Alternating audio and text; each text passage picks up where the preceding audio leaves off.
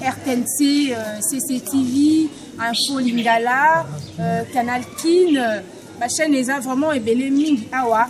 Toye bongo pour assister à la conférence de presse aux familles biologiques côté maternel. Il y a un Fumu Kimbango et organisé awa. Pour procéder bongo na présentation, il y a un effet personnel. Il y a Fumu Kimbango qui va récupérer qui na 1960 herbe exuma qui cornaye. Yango bozomona ba o bazana loboko nanga. Il y a moi si les organisateur. Il y a événement oyo. Moi quand on a se présenter tout bandi na papa mbote kombo na yo. Mbote papa on s'est présenté bande koba e bayo. Mbote comme on a eu papa Mwanda Lumbu Wako Nazali diaspora congolaise notre association habituelle le à Paris.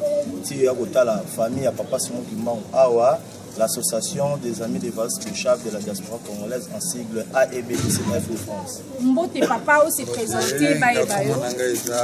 Professeur Nzé Ivan Moussala, nous avons professeur Naina, donc nous avons un théâtre et quand il y a compagnie Marabout Théâtre, nous avons associé à mon organisation de la conférence à l'époque. Mbote papa s'est présenté bayo. Ngaï papa Ndandou Georges, porte-parole. Il y a une famille biologique maternelle de papa Simon Kimbango. Ah, Malamu Mingi, si le lokola aussi to s'est présenté, to kosenga na ba chaîne biso yo soto za la vraiment prête parce que tozo yamba d'ici là autorité traditionnelle moko aza président national il y a ANATC za association des autorités traditionnelles du Congo en la personne de Sa Majesté Lemba Lemba aye ko honorer cérémonie oyo donc dans une minute tozo yamba Sa Majesté avec ba honneur nyoso toze la moi muke. Merci.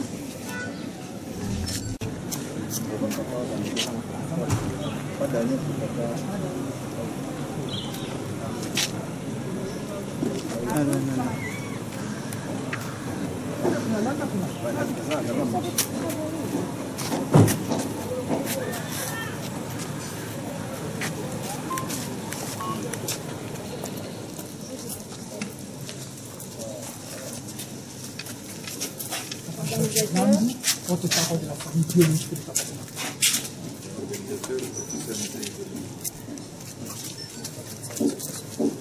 Les amis des vases de chef.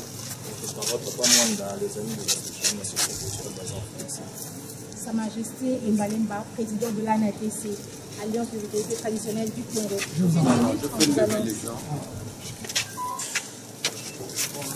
ANATC, Sa Majesté.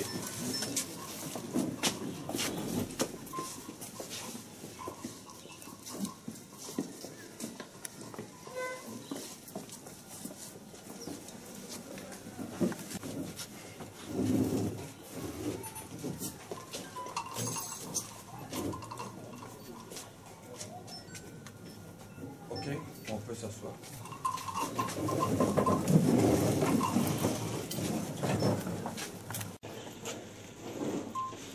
Nous sommes très heureux. Nous, c'est-à-dire la fondation Mama Kinzembo, les amis d'Évariste Bochab de la diaspora congolaise en France, et les amis de la culture et du théâtre de la compagnie Marabout Théâtre. Les lots Toza réunis Awa pour une raison tout à fait simple. Donc on procédait à la présentation et la reconnaissance des mamans Kinzembo Marie, Oyaza tante maternelle et mère nourricière du prophète Papa Simon Kimbango, ainsi que Maman Louézi. Yende, maman biologique, ya prophète.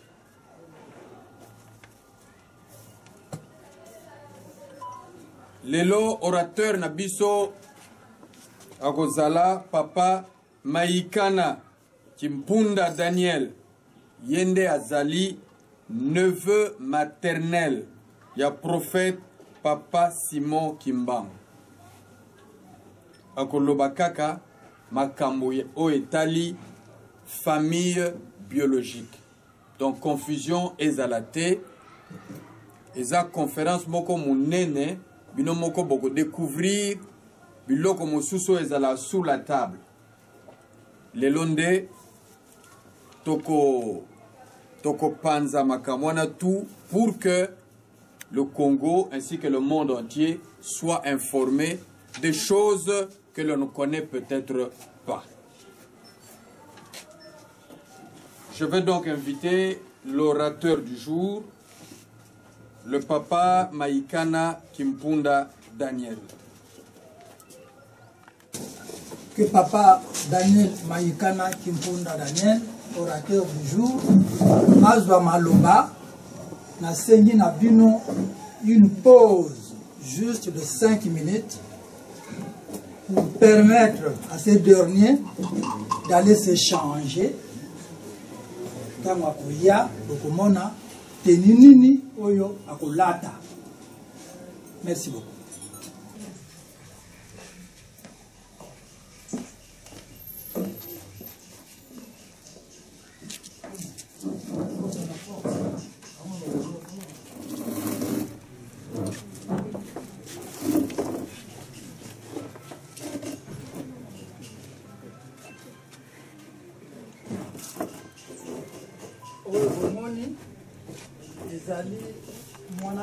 Pona kobanda parce que akolobela na lingala po ete bato nyonso tu bayoka bayeba à peu près oyo azolinga a présenter ba mama oyo bomoni awa na bilili awa bokomona ba photo bazali banani po ete papa Simon Kimbangu aya kobotama po papa Simon Kimbangu aya kosala musala oyo nzamba pesaka ye akitaki na lola teke akiti mbala moko te abotamaki na mama na ye mama na ya kulutu tangu mama na ye awute kufa atikaki ye 3 mois kaka tangu akufi tata na ye akokaki kozwa mwana te akamati mwana apesi ye na libota ya mama we aboti mwana donc apesi mwana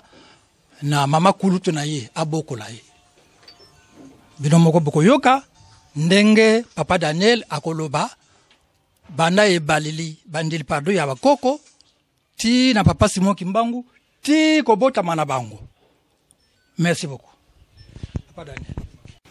Ya liboso totondio mingi pambate tozali batu tozali bana na yo chaki bisona mokili oyo na bolingo na yo soko zaki na bolingo te ndene mokili yo mutu azali te yo mpe na bolingo na yo kabula ki beteni ya mabele na batu na baklan banda na bayuda timpe na biso pola tangayi po makambo to zakulobawa epanza na monde mobima enasima oyo bapanzi makambo ya lukuta pona mfumu Kimbangu musalini na yo tikeche lukuta na bango ekufa ezala sunna tina te poski yo nzambi ozali nzambi ya bolingo yango tosengi na komo na yo tosengi nyonso amen batata na ba mama ya liboso na salibino boye na kutimi na bisha ba Kongo boye awa na kanisi na zane sengo tompe bolingo tata nzambe etindi biso pona nini nzambi atindi tozala na solo lukuta te yangwana dikambo oyo mfumu Kimbangu panzani moyo mubimba monde mubimba meba musuba yebe ngotina te bayibi ka tata Kimbangu me ayebi sika wutate ayebi sika botamate ayebi ban centre na yete ayebi mbuka na yete ayebi batata mwasi na yete yangwana tuzolo bake banda lelo tulintoloba mfumu Kimbangu azali nani ayaka na mukili na ndenge nini aguta na likolo apre akiti bia botamaka na mama na tata yango wana so totali mukando ngana simbiawa nzambi mutasali mukili na ye mais pona kosala mukili na ye nakanisi abandilaki. Donc c'est au total ya tokotanga au commencement. Donc nzambi abandaki kosala makambo na ye na ebandeli. Voilà biso ba Congo tozwaka likambo na kati te mais tozwaka likambo na ebandeli. Ah, Bwiminda Bokoli balandi ya 7e ya mwasi bapesi ye kombo Kinzembo na kanisi Kinzembo ye wana zali wana o aza kumelesa bana nanu mibali wana tokoyeba bana aza kumelesa ngo ya banani parce que déjà ya botani enasima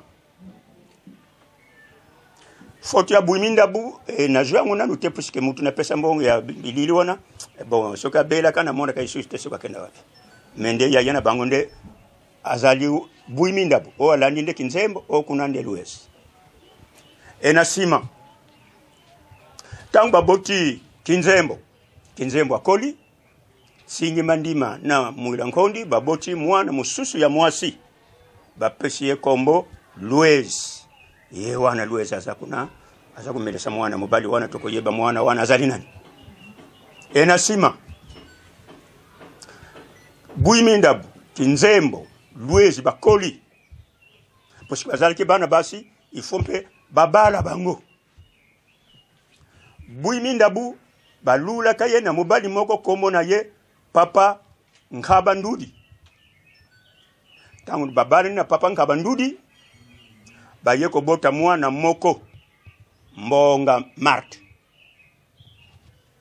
Kinzembo wana tangu aye ko kola mobali moko aluli ye Papa Mungalu na Nkamba kaka wana. Enasima na libota na bangu wana baye ko bota bana mibali. Ya liboso ya mobali bapesi ye kombo Buka. Tokoyeba kombo ya Buka na biso ba Congo yezali mwa signification. Après malheureusement Buka mpe aye kukufa. Après baboti mwana ya mibale ya mwasi Bikuta Madeleine. Enasima Luezi baye ko bala ye na Papa Kuyela. Enasima Bwiminda tangu aboti Mbonga baye ko bala ye na Papa Kibamana. Babota kabana mitano. Mwana ya liboso Silabo Lusadio Luezi Lundadila après Lusibu Bikuta tangu aye ko kola baye ko bala ye na Papa Bidi Kimpunda baye ko bota bana 10 mwana ya liboso Jackie ya mibale Mayibelanga ya misatu wisatu avewa yeye wazali hao après Besinza Alphonse après Matondo Pauline après Tandu après Mengi après Tia Kumbesa après Ndolumingu après Ngai Nazaliawa mwana Suka Mayika na Kimpunda Daniel.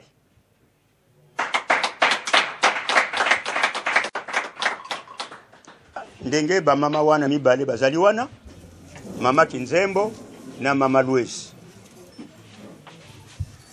Mama Kinzembo tangu aboti Bikuta aza kumelesa ye na Nkamba leki na Kinzembo aboti Simo Kimbangu. Metangu baza kumelesa leki ya Mama Kinzembo Luezi akufaka. Tangu akufaka atikaka mwana Simo Kimbangu bebe na 3 mois. Mama Kinzembo kozwazwa ki mwana wana po amelisa ye abokola ye. Yango buza kumona kuna mutu amelisaka abokola ka Mfumu Kimbangu Mama Kulutu pushiki na kutimi na biso. Tangu Mama Kinzembo na Mama Luezi bazali Kulutu na leki mwana mama Kinzembo aboti akubenga Lwezi Kinzembo mama Kulutu. Mwana Kinzembo aboti Lukula Bikuta wana akubenga Lwezi mama Leki. Voilà nde tangu mfumu Kimbangu ameli mabele ya mama Kulutu après événement mususu eyaki na kanisi tuza kumona bilamba wana komi na ye na musala ya Nzambi. Voilà na yibina note soki toko kota kuna po topesa detail musala yango azula ngo ndenge nini.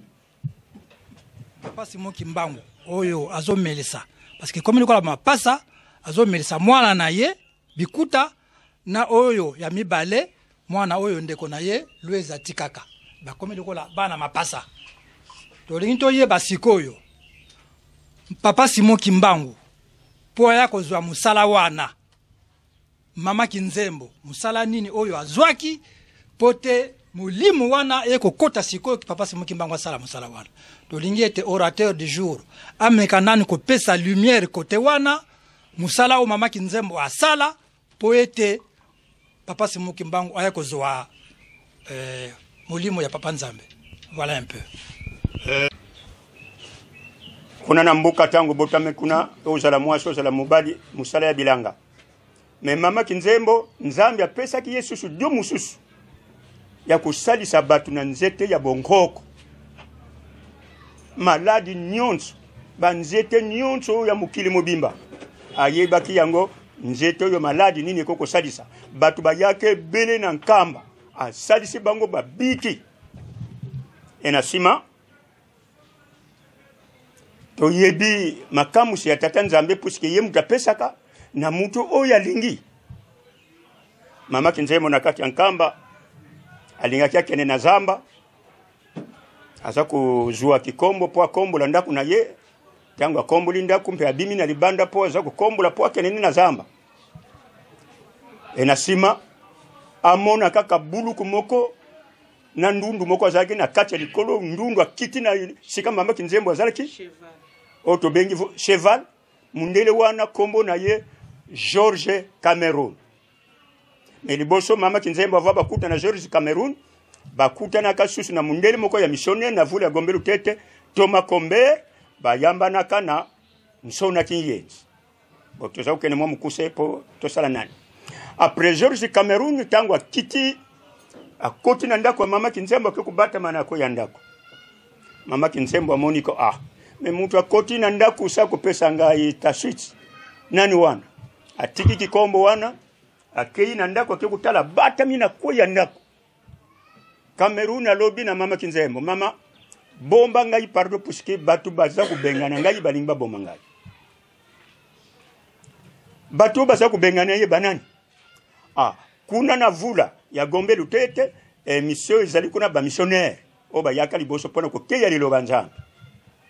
Alors George Cameroun utaka na vula na cheval na yewana azaki ko keya liloba Nzambe amoni mutu na balabala Yesu azali boye tala boye na boye koma kina mboka mbanzalemba oto bengi kilunda enasima orke batu ya mboka wana bazali kina ibembe moko bakene kukunda tangu bazongi declan bafanda ki pona koyeba tina kukufa ya mwana enasima George Cameroun alobia au lokuna na moni mwa batu population bazali awa na kuzota batu mibalito sola liloba Nzambe batu wana tangu bamoni ke muto yo nani puisque toute première fois bamona ndundu wana na buluku wana balobi non il faut to bomaye bakoti na bandaku bakameti minduki na masheti na bambeli Cameroun tango tali habité biluku wana bazaku bimanangweza malamute balinga bazi poshi ya mabepo na ngai Cameroun ko kimaka timbangu na nkamba tango koti puisque wana deja na lobi lango mama Kinzembo mundela lobi bomba ngai balimba bomba ngai mama Kinzembo kama chimwa iloko moko pake moko ya mwanani akikujipaye na kwa wana purvike tanto batu wana bakoti na ndako po bamona yete mama Kinzembo ayaza kubima kukombula sala na yepo akeneni na zamba orke cheval wana tangu za kuchama ma corona ye aza kukimila mama Kinzembo kula yeba kili kamote na kikombo wana aza kufashe ba pie wana aza kufashe aza kukombula za kukombula siko batu wana ya mbuka mbanzalemba bayaki baza kulanda yena ba pie ndenge tokenda kana bashas pona kunduka nyama soketi et na sima tamba komi moi distance ba moni ba pied wana ebungi balobi ah siko ba pied zate to kosala ndenge nini ba moni direction ba pied sike kendaki ba moni mama Kinzembo asa kokombola balobi no to pusa na to tuna mama wana po mama wana lokula ba pied ke kuna akokomona nyama wana sike kimeli tangu ba pusani ba moni mama Kinzembo mama mbote ikamoni balobi ah toza na chasse toza kubengana nyama moko ekimi mais to komi kuna tuzanda na bapie na ye bapie ebungi yango to tuni yo mutozali na libanda tanto komona nyama wana sikeleki ola kisabiso to landa ye mama Kinzembo alobi banda tongo ngana lamuki soki pona ukena zama ndina kenda kika tala bandako ya banyinga na ngana nkamba basi bakenda kitongo ngana lingo tika place salitete yango naza kubongisa place na ngai mpe soki sili na kena ngana zama me na moni eloko mokote batu wana ba regretter balobi siko tukulukile Yesu swa balobi na mama Kinzembo ke en tout cas abiki soko tozwande ifoto bomai kozonga bazongaka tangu bazongaka mwata eleki mama Kinzembo kokenda kota kina ndako ake kudungula moyo loko na jipa kiye yalobi bima me mundele aza kubanga puisque yalobi te bima bato baza kuluka yo basi ba yaki batuni ngai soki na moni yo me na wanga na ngai basi bakenda kina bango. Voilà, mundele Cameroun abimi. Atali mama Kinzembo alobi mama na moni uyo zali na bolingo moko makasi. Pamba te soki yo tende nazalite. Mbala liboso yo moni ngai obiki mulimu na ngai. Eloko nako kopesa yo. Me biso tozali batu ya liloba nzambe totambola na mbongo na posite. Mende tofukama tose na chayo na maboko ya nzambe. Bafukami na kati ya ndako ya mama Kinzembo oyo na nkamba après Cameroun ati mama Kinzembo na maboko ya tata nzambe tangu libondele sili ya lobi banda lelo musala onga naza kusala ya kuteya lelo banzambi yompe na bolingo wana na moni ifoko kwa kusala musala yango banda lelo okomi missionnaire ya kuteya lelo mama Kinzembo alobi musala na ndimi yangu pona kusala yangu kasi eloko moka ka isalinga mfasi nazali mwana mobali tepo makasi ya mwana mwasi na mobali ezali fera Cameroun alobi wi makambo lobi ezali ya soro atuniye eske ozana mwana mobali te donc Cameroun aza kutuna mama Kinzembo soka boti mwana mobali te mama Kinzembo alobi nazana mwana mobali ye alobi na yo na mwana na yo ya mobali wana banda lelo bokomi ba missionnaire ya kuteya lelo banza ena sima mama Kinzembo akangi ndako na ye akamati George Cameroun banda na nkamba inde na makolo po ya kukumisa ye na vula ya gombe lutete tanto na nzela bakyo kare po mama Kinzembo ayeba metango aye kukumisa ye amoni reaction mususu na nzela ezakite mama Kinzembo zonga kina nkamba présente les effets laissés par papa Simon Kimbangu tango akendeki tango bakangaki na Mbanza Ngungu akena na Elizabethville aujourd'hui Lubumbashi donto yeba eloko nini atikela ki bango na kata libota matriaka zito nza kundamba ba mona teni yona passe par ici ba mona teni wana Zito ça c'est la tenue que le prophète a laissée tourner d'accord. Voilà, c'est la même tenue qu'il portait lorsque il guérissait en Kamba. Amen.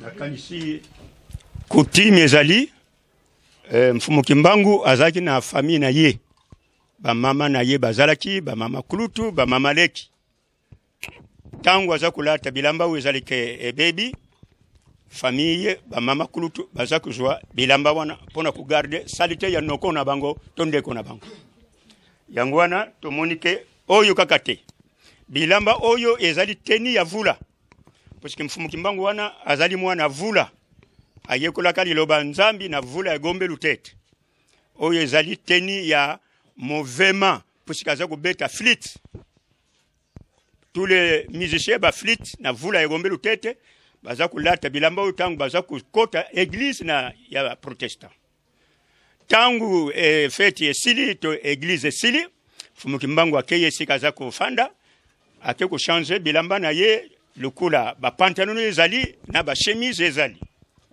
voilà.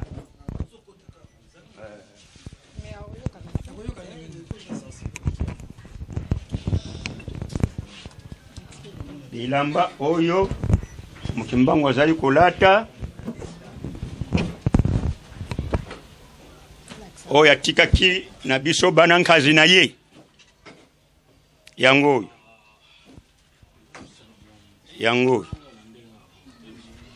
bilamba ya mfumu Kimbangu toza koloba ke batu mingi bakomi kokumisa mfumu Kimbangu nzambi to mulimu santu to Jésus non ye azalaki nzambi te azalaki mpe Jésus te azalaki mpe mulimu santu te me azalaki musali ya nzambi ye ayebaki ke na tangu ngana kozala te bakopesa nga ba grade ebele na kanisi na bilamba na ye oyo lobaki titre na ye akomi awa ntumwa yango akomaki ntumwa soko bodingo tangu boya kutala ntumwa azali nzambi te azali Jésus te azali mulimu santu te mulimu santu pe mona na kate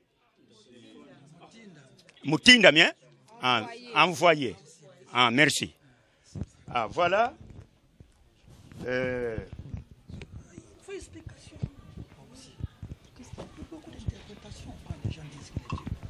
bilamba mususu ya mfumu Kimbangu yango waza kulata yango atikaki na biso bana nkazi potolataka yango voilà yango toza kulakisa ngo soki ezali yango te mutumba koloba ke yango te pusingana ye koloba vérité yango ekopanza na mokili mobimba voilà pardon voilà mfumu Kimbangu tangu alungu liteni ya mouvement inaenda kwa nzambi ba pantalon na ye aza kulata yango aza kulata kaka bilamba te ke diputa kaka ba pantalon ezali yango aza kulata atikaki po biso bana nkazi mpeto lata ka yango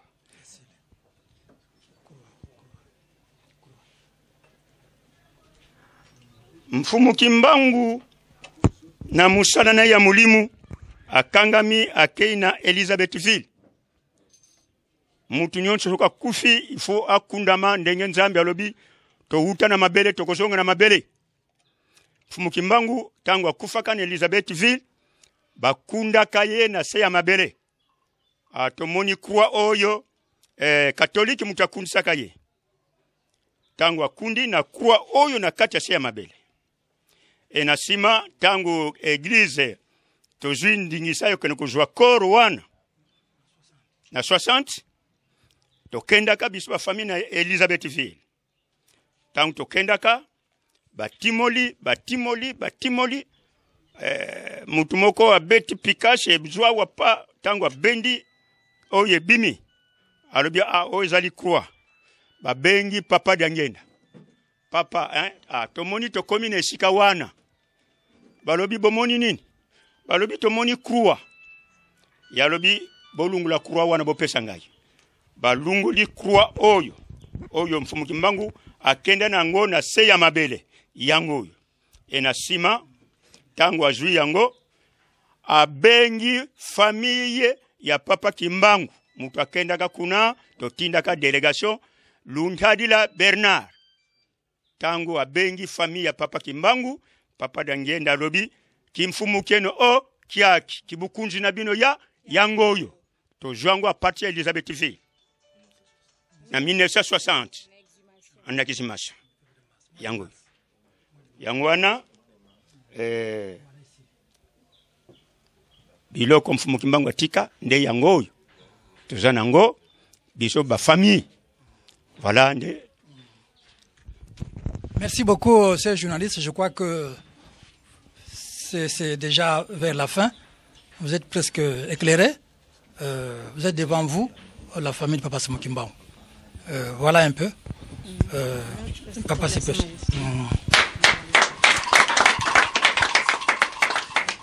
Après l'orateur Papa Daniel Maïkana, je passe la parole à Sa Majesté Papa Lemba Lemba de dire un petit mot, lui qui représente ici le chef de l'État.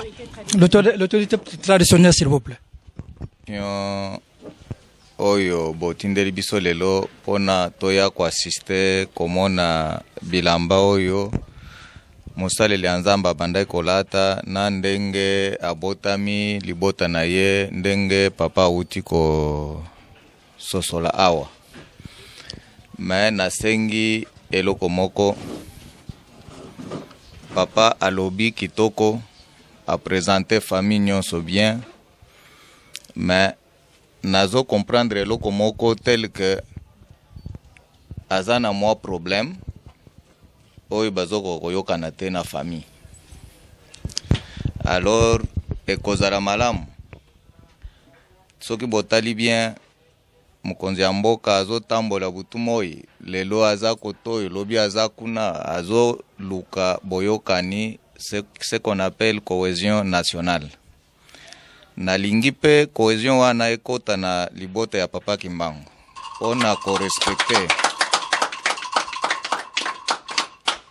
pona ko respecter mémoire ya musaleli ya nzambe munene oyo bayebi monde mobimba lelo.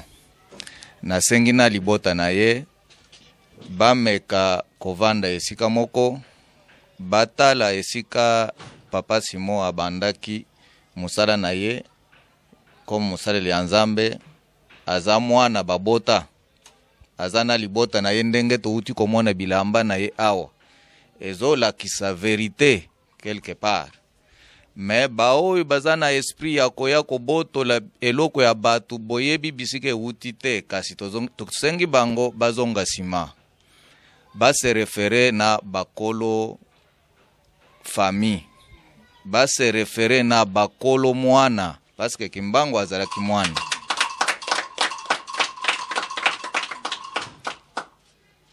nyonso wana eko renforcer libota eko renforcer cohésion nationale oyo mokonzi ya mboka aza koprone butu moi natondi bino botondi.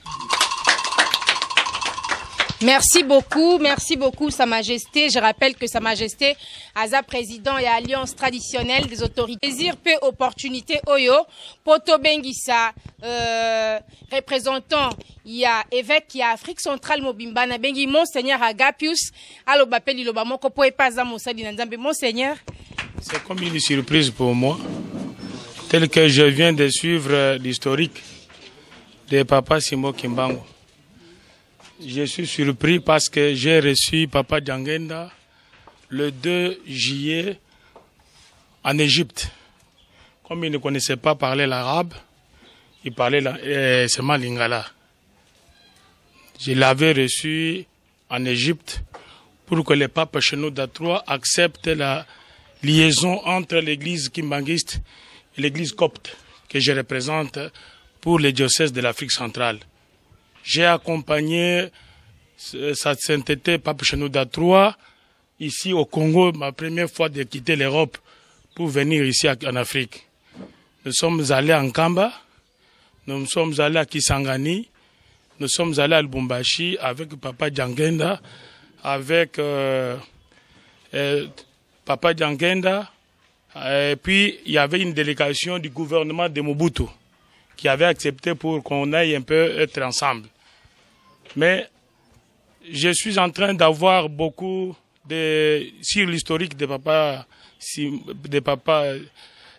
du prophète, du fait que j'avais corrigé d'autres histoires sur le kimbanguisme, c'est en anglais.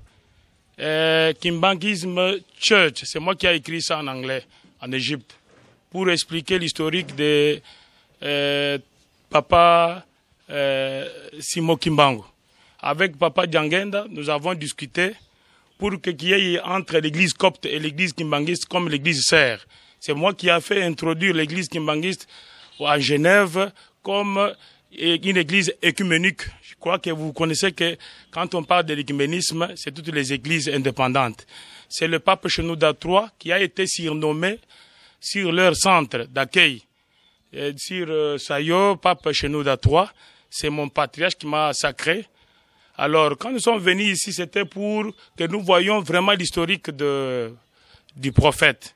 Mais à ma grande surprise aujourd'hui, je suis en train de voir autre chose que je n'ai jamais entendu et écouté.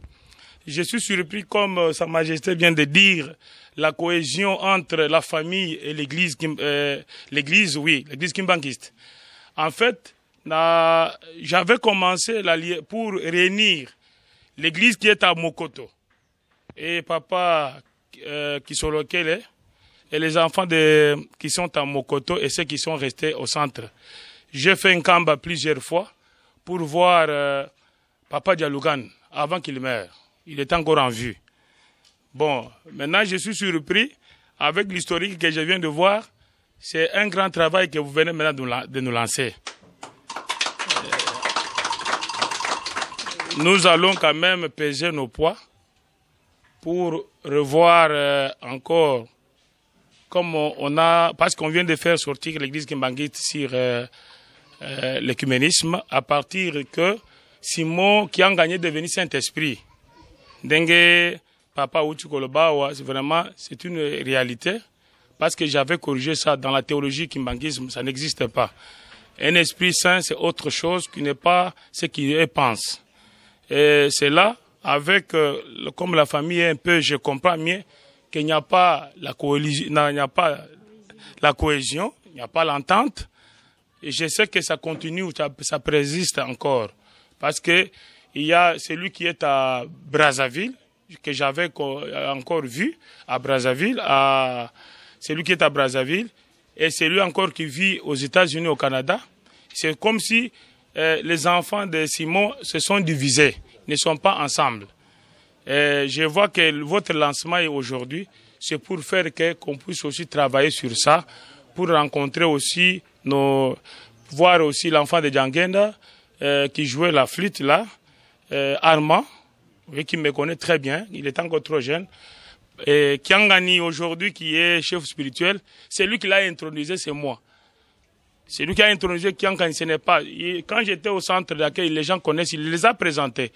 Quand j'étais en Gamba, avant que son père meure, il y avait une forum de prière qui a été faite pour choisir les enfants. Et c'était demandé que celui qui devrait connaître en Gamba plus, c'est celui qui devrait rester comme représentant légal.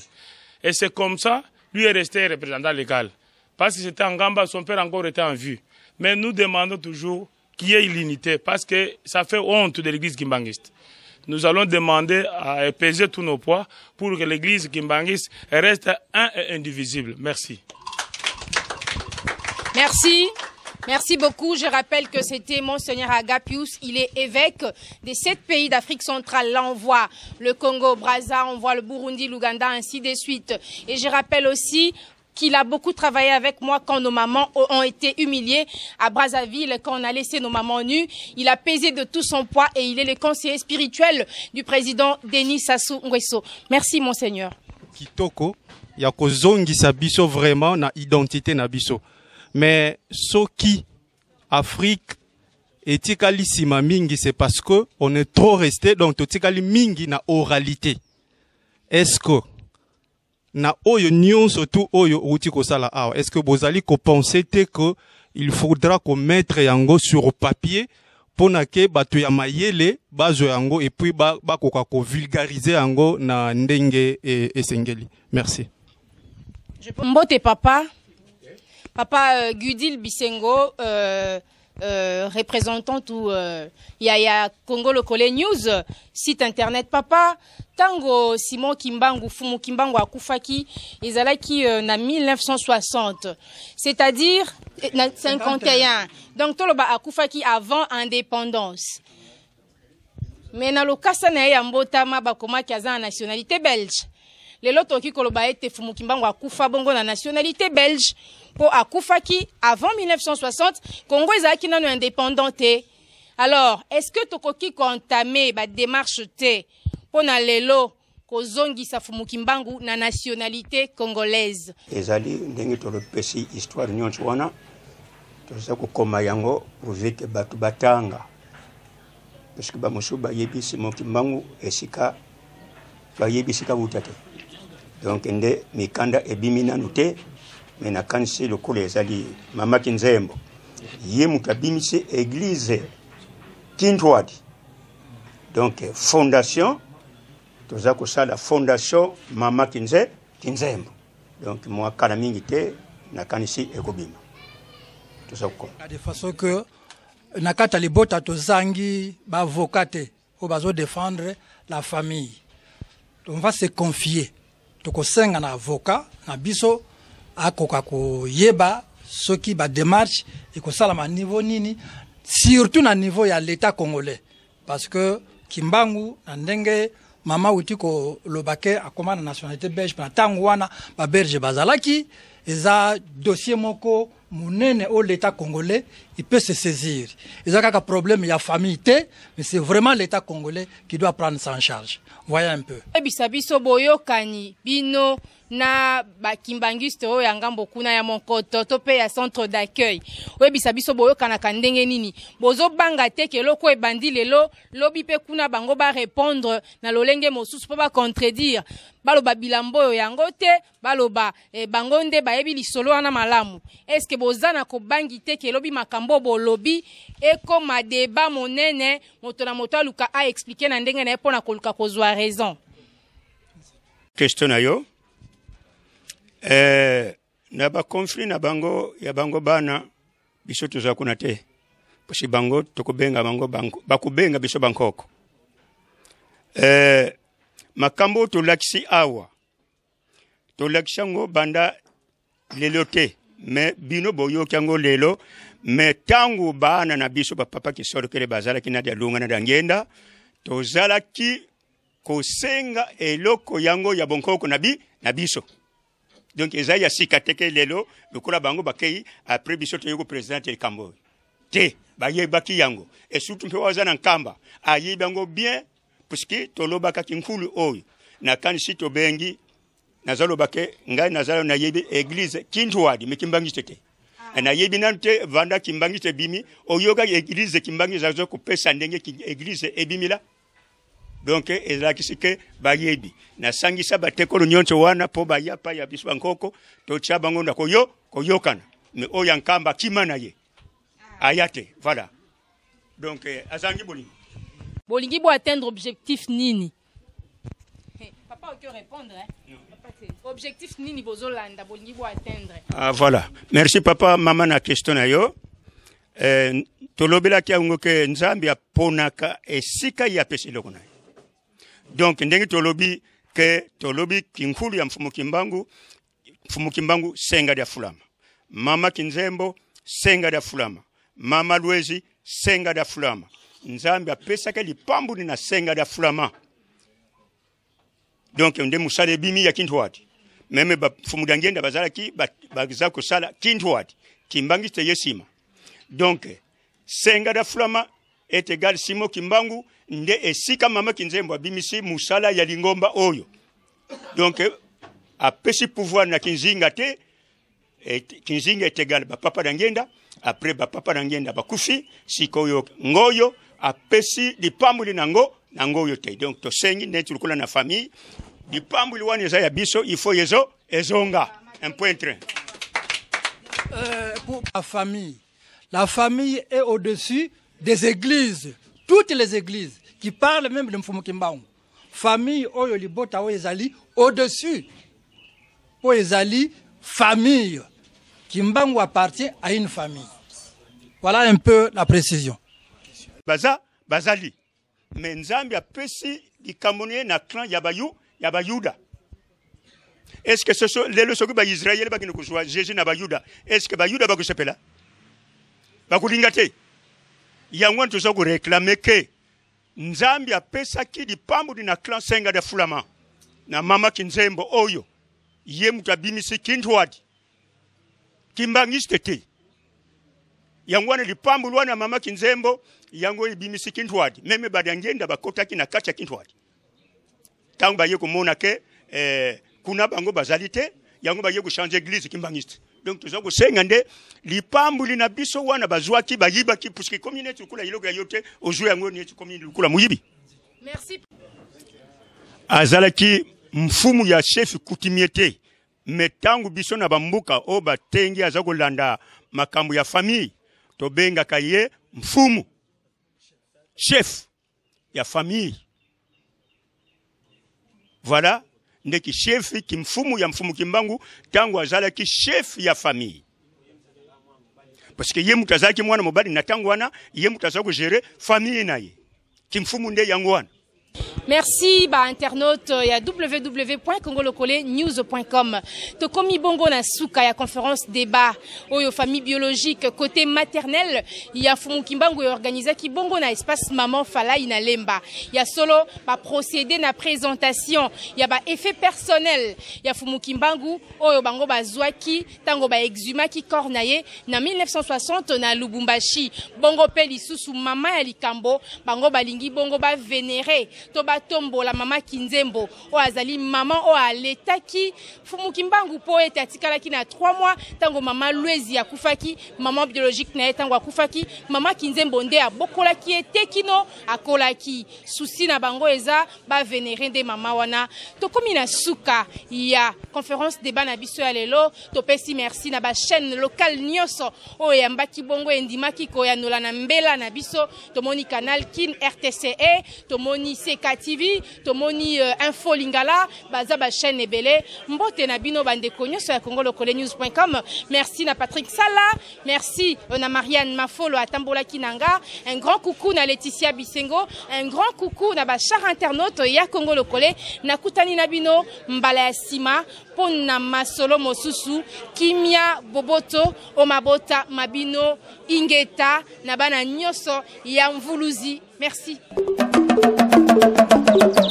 Thank you.